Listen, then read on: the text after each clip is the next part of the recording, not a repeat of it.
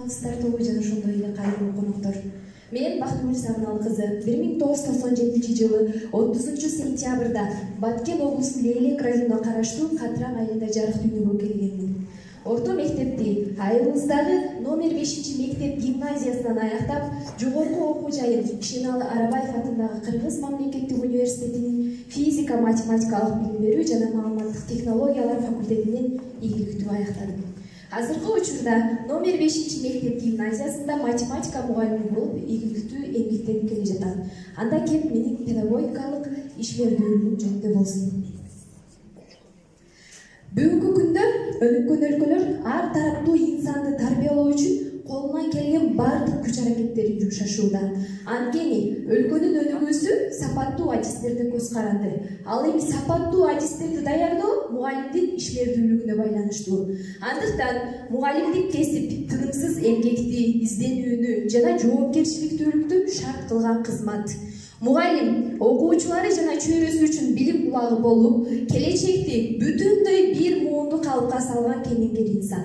Ал эми мен азыркы маалыматтык технологиянын өнүгүү доорунун мугалими, өткөндө калыптанган тарбия системасынын жетишкендиктерин сактай билген, жаңысын жаратып, аны өз ишинде чыгармачылык менен колдоно алган кесипкөй инсан катары өз ишмердүүлүгүмдө негизги 3 сапатты өнүктүрүүнү максат кыламын. Алар билим, жөндөм жана инсандык сапаттар.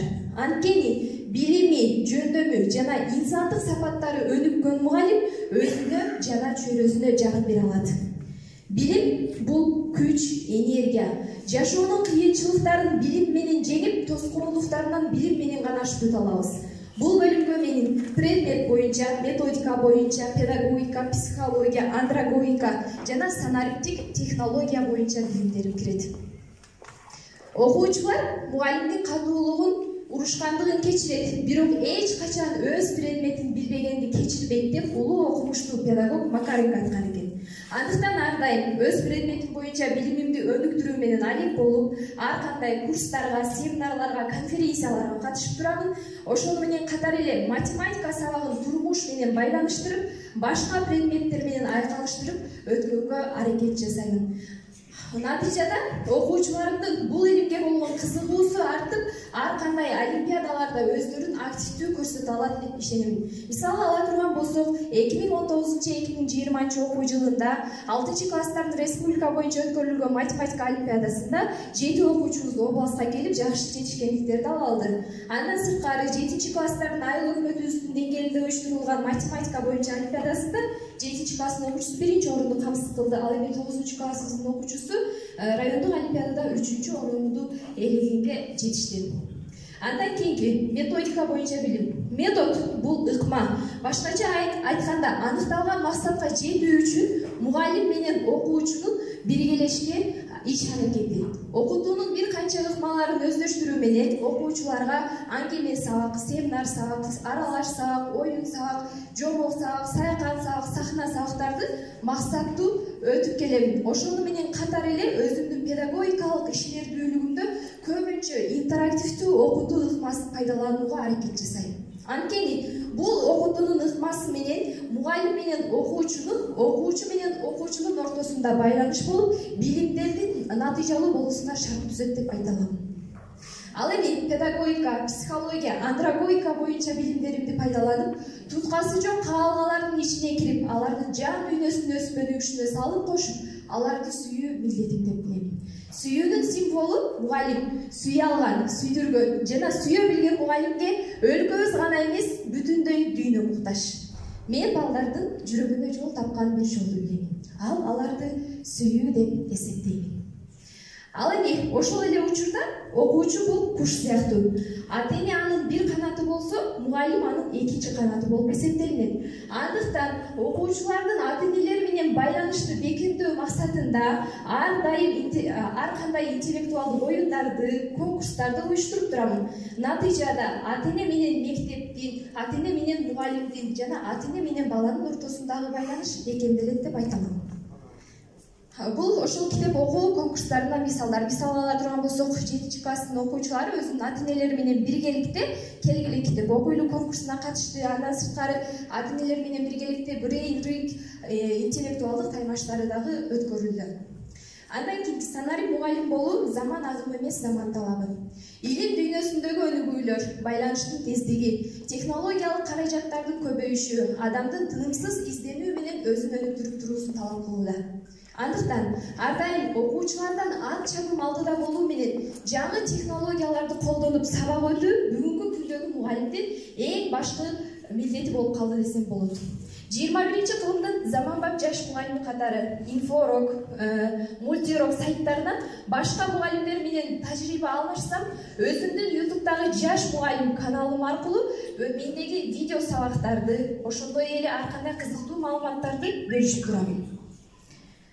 Андан сырткары Zipgrade, Plickers, Edpuzzle, Socrates, Kahoot сыяктуу программалар менен окуучулардын билимдерин текшерсем, инфорок, окума KG, билим KG, элдери сыяктуу сайттардан өзүмө керектүү болгон маалыматтарды алып турамын. Ушуну менен катары эле санариптик технологиялар боюнча билимдерибизди пайдаланып, өзүбүздүн мектептин медиа архивин түзгөнбүз. Бул жакта биздин мектептин сайттардагы адрестери жазылган, ошол жактарда бардык маалыматтар, жаңылыктар, жетишкендиктер, ийгиликтерибиз жайгаштырылып турат.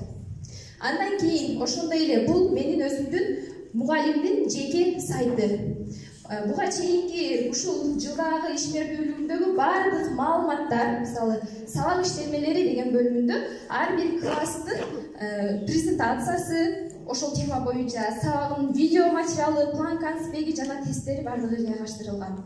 Бул бардык мугалимдер үчүн тажрыйба алмашууда эң жакшы ыкма болуп эсептелинет деп айта алам. Каалоочулар болсо ушул жактан керектүү маалыматтарды көчүрүп алууга толук мүмкүн. Ал эми кийинки менин педагогикалык ишмердүүлүгүмдө өнүктүрүүнү максат кылган сапат бул жөндөм. Жөндөм бул жеке адамдын артыкчылыгы же болбосо мүмкүнчүлүктөрү деп айтабыз.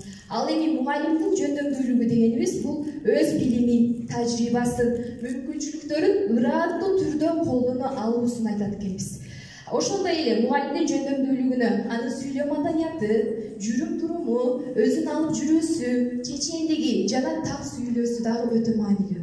Анткени эгер мугалим канчалык билимдүү болсо да, ошол билимди окуучуга жеткиликтүү тил менен айтып бере албаса, анда анын билими жоопсуз болуп калат.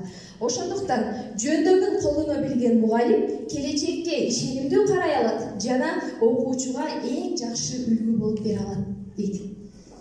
Андан сырткары 2021 жыл Кыргыз Республикасынын президенти Садыр Нуркожоевич Жапаровдун жарлыгы боюнча инсандын руханий адеп ахлактык өнүгүүсү жана дини тарбиясы деген жарлыкта баса белгилегендей, бул окуучу мугалимдин инсандык сапаттары дагы өзгөчө мааниге ээ. Андыктан ар дайым өзүн боорукер, жөнөкөй, адилеттүү, сылык, акылдуу, билимдүү, эмгекчил болууга аракет кылам жана окуучуларды да мына ушундай эң мыкты сапаттарга ээ болууга үндөйм.